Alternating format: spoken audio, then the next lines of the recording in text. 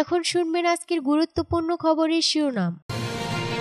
শেখ হাসিনাকে বিচারের মুখোমুখি করা হবে জানিয়েছেন প্রধান উপদেষ্টা। 4 লক্ষের 3টি ব্যর্থ গাজা যুদ্ধে ইসরায়েলের চরম পরাজয়। ট্রাম্পের কাছে বাংলাদেশ নিয়ে উদ্বেগ তুলে ধরেছেন নরেন্দ্র মোদি। শত্রুদের বিরুদ্ধে বড় ধরনের হামলার হুমকি ইহুতির। ফিলিস্তিনি পরিস্থিতি গাজা নিয়ে বিকল্প প্রস্তাব আনছে আরব দেশগুলো। মধ্যপ্রাচ্য নিয়ে ট্রাম্প প্রশাসনের হিসাব ভুল জানিয়েছেন এরদোয়ান। শেখ হাসিনাকে বিচারের মুখোমুখি করা হবে জানিয়েছেন প্রধান উপদেষ্টা। ছাত্র জনতার গণ অভ্যুত্থানে ক্ষমতাচ্যুত স্বৈরাচারী শেখ হাসিনা ও তার দোসরদের বিচারের মুখোমুখি করা হবে বলে দৃঢ় প্রত্যয় ব্যক্ত করেছেন অন্তর্বর্তীকালীন সরকারের প্রধান উপদেষ্টা অধ্যাপক ডক্টর মোহাম্মদ ইউনূস। তিনি বলেছেন, যদি তাদের অপরাধের বিচার না করা হয় তাহলে দেশের মানুষ অন্তর্বর্তীকালীন সরকারকে ক্ষমা করবে না। সংযুক্ত আরব আমিরাতে রাষ্ট্রীয় ইংরেজি দৈনিক পত্রিকা দ্য ন্যাশনালকে দেয়া এক সাক্ষাৎকারে তিনি দুবাইয়ের ওয়ার্ল্ড গভর্নমেন্ট সামিটে WGS-1 ফাঁকে অধ্যাপক ইউনূস এই সাক্ষাৎকার দেন। প্রধান উপদেষ্টা বলেছেন, আমরা তাকে হাসিনা বিচারের আওতায় আনবো, এটি অবশ্যই করা হবে, অন্যথায় জনগণ আমাদের ক্ষমা করবে না। তিনি উল্লেখ করেছেন, ক্ষমতাচ্যুত প্রধানমন্ত্রী শেখ হাসিনা ও তার উচ্চ পদস্থ কর্মকর্তাদের খুঁজে বের করে দেশে ফিরিয়ে আনা হবে এবং আইনের মুখোমুখি করা হবে। গত 2024 সালে 5 আগস্ট ছাত্র জনতার গণ অভ্যুত্থানের মুখে শেখ হাসিনা ক্ষমতাচ্যুত হন এবং দেশ থেকে পালিয়ে যান। 4 লক্ষের 3টি ব্যর্থ গাজা যুদ্ধে ইসরায়েলের চরম ইহুদিবাদী ইসরায়েলের সাবেক পদস্থ সেনা কর্মকর্তা অবসরপ্রাপ্ত মেজর জেনারেল জিওরা এইল্যান্ড গাজা উপত্যকায় ইসরায়েলের 16 মাস ব্যাপী যুদ্ধকে তেল আবিবের জন্য নিশ্চিত পরাজয় হিসেবে অভিহিত করেছেন। তিনি ওয়াইনেটে প্রকাশিত এক নিবন্ধনে বলেছেন, ইসরায়েল অবরুদ্ধ এই ফিলিস্তিনি উপত্যকায় নিজের ঘোষিত লক্ষ্যগুলো অর্জন করতে ব্যর্থ হয়েছে।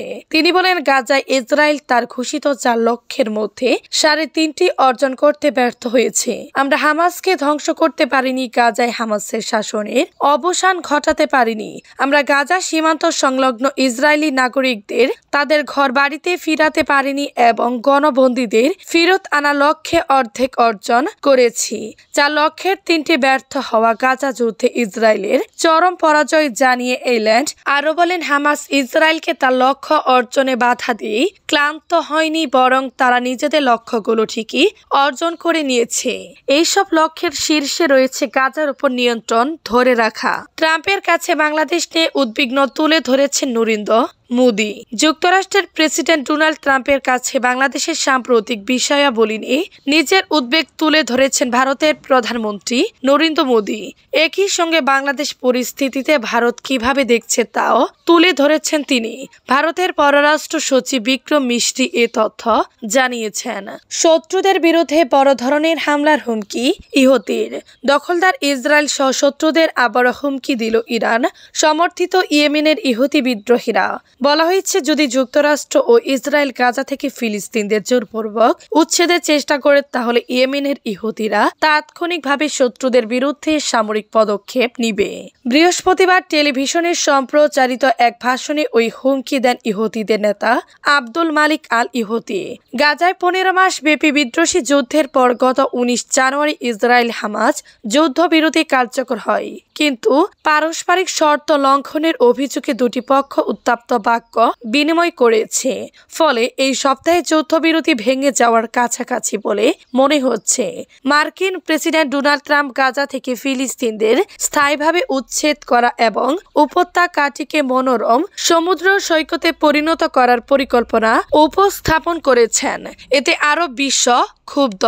ইহুতি নেতা বলেন, যদি যুক্তরাষ্ট্র ও ইসরায়েল জোরপূর্বক গাজা থেকে ফিলিস্তিনদের সরিয়ে নেওয়ার চেষ্টা করে তাহলে তার দল ক্ষেপণাস্ত্র ও ড্রোন দিয়ে শত্রুদের উপর হামলা করবে। আগের মতো ইসরায়েলে হামলা ছাড়াও লোহিত সাগরে চলাচলকারী জাহাজেও আক্রমণ হবে। তিনি বলেন, ট্রাম্প যদি তার হুমকি বাস্তবায়ন করে তাহলে আমি সমস্ত সশস্ত্র বাহিনীকে সামরিক হস্তক্ষেপের জন্য প্রস্তুত থাকার আহ্বান জানাচ্ছি। ইহুতিরা উত্তর ইয়েমেনকে নিয়ন্ত্রণ করে 2023 সালে নভেম্বর থেকে ইসরায়েলের বিরুদ্ধে লড়াইরত ফিলিস্তিনদের সমর্থনে ইয়েমেনের উপকূলে ইহুতিরা 100টিরও বেশি জাহাজে হামলা চালিয়েছে। এ হামলা বিশ্বব্যাপী জাহাজ চলাচল ব্যাহত করেছে এবং রুট পরিবর্তন ও ক্ষতির কারণ হয়ে দাঁড়ায়। গাজা নিয়ে বিকল্প প্রস্তাব আনছে আরব দেশগুলো। গাজা থেকে ফিলিস্তিনদের সরিয়ে ওই ভূখণ্ডের দখল নিতে চান মার্কিন প্রেসিডেন্ট ডোনাল্ড ট্রাম্প। তিনি এ ধরনের প্রস্তাব সামনে এনেছেন। এর জবাবে ফিলিস্তিনদের ভবিষ্যৎ গড়ার লক্ষ্যে আরব দেশগুলো বিকল্প প্রস্তাব আনতে জরুরি চেষ্টা চালাচ্ছে। এর নেতৃত্ব দিচ্ছে সৌদি আরব। বার্তা সংস্থা রয়টার্সকে 10টি সূত্র এ তথ্য জানিয়েছে। ফিলিস্তিনের ভবিষ্যৎ নিয়ে এই মাসেই সৌদি আরবের রাজধানী রিয়াদে একটি গুরুত্বপূর্ণ বৈঠক করতে যাচ্ছে সৌদি আরব, মিশর, জর্ডান, সংযুক্ত আরব আমিরাতের মতো আরব দেশগুলো এই বৈঠকে ফিলিস্তিনি নিয়ে খসড়া নানা প্রস্তাব আলোচনা হতে পারে। এসব প্রস্তাবের মধ্যে রয়েছে উপকূলীয় দেশগুলো নেতৃত্বে ফিলিস্তিনি পুনর্গঠন তহবিল গঠন। এছাড়া হামাসকে পাশ কাটিয়ে একটু চুক্তি সম্পাদন করা 5টি সূত্র এই তথ্য জানিয়েছে। গাজা থেকে ফিলিস্তিনদের নির্মূল করে জর্ডান ও মিশরে পুনর্বাসনের ট্রাম্পের পরিকল্পনায় আরো বিশ্বের দেশগুলো বড় ধরনের ধাক্কা খেয়েছে। ট্রাম্পের এ প্রস্তাব তাৎক্ষণিক প্রত্যাখ্যান করেছে কায়রো ও আম্মান। তিনি বলেছেন, এ ধরনের পরিকল্পনা করা হলে তা এ অঞ্চলকে আরো স্থিতিশীল করে তুলবে।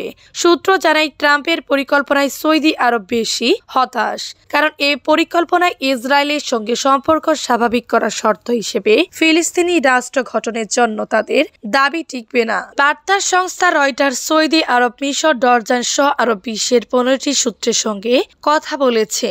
তারা ট্রাম্পের পরিকল্পনার বদলে বিকল্প প্রস্তাব আনার জন্য দ্রুত কাজ করার কথা বলেছে। এর মধ্যে সৌদি আরব সরকারের সূত্র বলেছে, গাজার ভবিষ্যৎ নিয়ে ইতিমধ্যে কমপক্ষে 4টি খসড়া প্রস্তাব তৈরি করা হয়েছে। তবে ট্রাম্পের প্রস্তাবের বিকল্প হিসেবে এই মুহূর্তে মিশরের একটি খসড়া প্রস্তাব আলোচনার কেন্দ্রে রয়েছে। মধ্যপ্রাচ্য নিয়ে ট্রাম্প প্রশাসনের হিসাব ভুল জানিয়েছেন এরদোয়ান।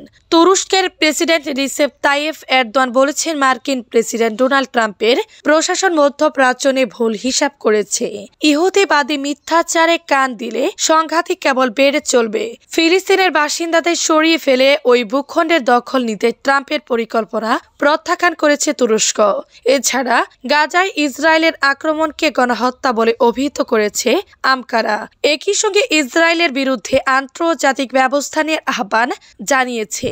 মালয়েশিয়া, ইন্দোনেশিয়া ও পাকিস্তান সফর শেষে ফেরার পথে সাংবাদিকদের এসব কথা বলেন এরদোয়ান। দুর্ভাগ্যবশত যুক্তরাষ্ট্র আমাদের অঞ্চল সম্পর্কে ভুল হিসাব করেছে। তাদের এমন কোনো বিষয়ে জড়িত হওয়া উচিত নয় যা এই অঞ্চলের ইতিহাস ও মূল্যবোধকে উপেক্ষা করে। এরদোয়ান বলেন, তিনি আশা করেন ট্রাম্প নতুন সংঘাত সৃষ্টি না করে